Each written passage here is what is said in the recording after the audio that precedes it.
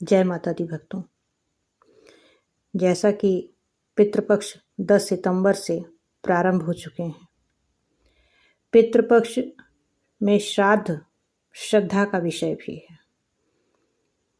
यदि विधि विधान से पितरों का तर्पण ना किया जाए तो उनको मुक्ति प्राप्त नहीं होती।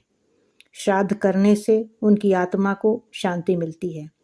कहा जाता है कि पितृपक्ष में यमराज पितरों को अपने परिजनों से मिलने के लिए मुक्त कर देते हैं और 15 दिनों तक पितर धरती पर ही रहते हैं। हिंदू धर्म में पितृपक्ष व श्राद्ध की प्रथा प्राचीन काल से चली आ रही है और इसका विशेष महत्व है। कहा जाता है कि यदि पितृ नाराज हो जाएं तो व्यक्ति को कई परेशानियों का सामना करना पड़ता है। इसलिए उन्हें प्रसन्न करने व उनका आशीर्वाद पाने के लिए पितृपक्ष में उनका तर्पण अवश्य करना चाहिए। इस दौरान दान करने से, गरीबों को भोजन कराने से पुण्य प्राप्त होता है। साथ ही कुछ नियमों का पालन भी करना अनिवार्य होता है। शास्त्रों में बताया गया है कि भाद्र शुक्ल पूर्णिमा का धार्मिक दृष्टि से बड़ा ही महत्व है। इस दिन अगस्त मुनि सहित ऋषियों के नाम से तर्पण किया जाता है और उन्हें जल दिया जाता है।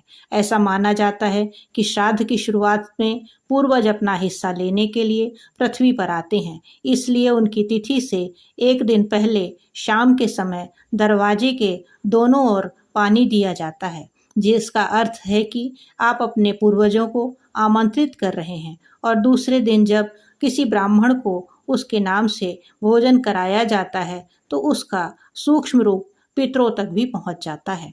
बदले में पूर्वज आशीर्वाद देते हैं और अंत में पूर्वज संसार में लौट आते हैं। यह भी देखा गया है कि जो लोग पितरों को नहीं मानते, नहीं मनाते, वे बहुत ही परेशान रहते हैं।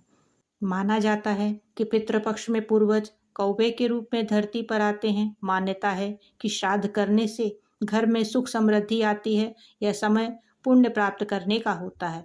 इसमें हम अपनी तमाम समस्याओं का निवारण भी कर सकते हैं। तर्पण न करने के परिणाम गंभीर हो सकते हैं और तमाम समस्याओं से गुजरना पड़ता है।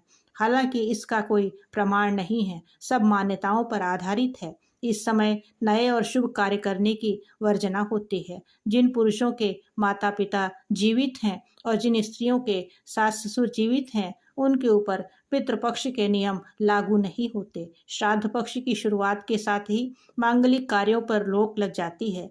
शास्त्रीय मान्यता के अनुसार इन 16 दिनों में केवल पितृ पूजन ही किया जाना चाहिए, अन्य कोई भी शुभ कार्य नहीं किया जाना चाहिए।